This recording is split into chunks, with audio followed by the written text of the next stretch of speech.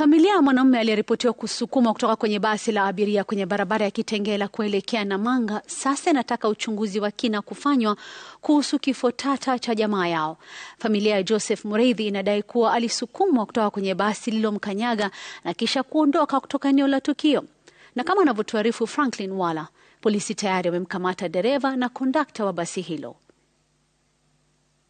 Jumanne mwendo wa saa 5 usiku kwenye barabara ya Kitengela Namanga ndiyo eneo la tukio lililokatiza maisha ya Joseph Mureithi. Yadaiwa Joseph aliyekuwa akihudumu kwenye kituo kimoja cha petroli Athi River alifika kwenye kituo hiki cha mabasi kuabiri basi baada ya kazi. Hapo aliabiri basi la Super Metro. Basi liliondoka na ghafla kijana huyo wa miaka 25 alitupwa nje ya gari kabla ya gari hilo kumkanyaga na kutoroka.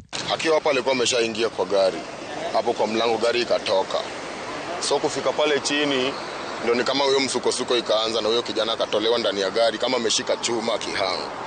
Akaanguka chini. Na si kufika hapo nilikuwa nafikiria ati ameanguka tu hivi kumbe ameanguka na kichwa imepasuka. Sasa hiyo ni kitu yenye Super Metro lazima waulizwe maswali kuhusu vitu kama hizo. Instead of urushe mtu nje, afadhali mwambie hii pesa itaweza, weka nje ngoje the next gari. Hadi sijui naweza kuexplainia nini. Amepigwa ubongo iko nje.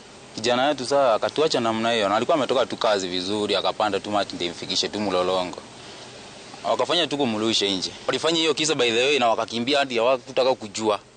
Na wakampitia juu yake na ndelea anaangalia kwa side mirror. Anaambia wewe umekanyanga mtu, yeye hataki kujua. Ghafla lilifuatwa na maafisa wa usalama waliokuwa eneo hilo ambapo gari hilo lenye usajili wa KDK 06H lilishikwa na sasa linazuiliwa kituoni Athi River, huku dereva na utingo wake pia wakisalia korokoroni. Huyo ndiye alikuwa first born. Yeye mwenyewe hata huyo kijana ni alikuwa anafanya kazi, at least analipia mama yake rent, anasaidia kijana mdogo mwenye ako nyuma yake. Sasa hivi atafanya nini? Mimi naomba tu tafadhali serikali kama inaweza tuangalia hii mambo hii ya maneno ya kurusha ati watu.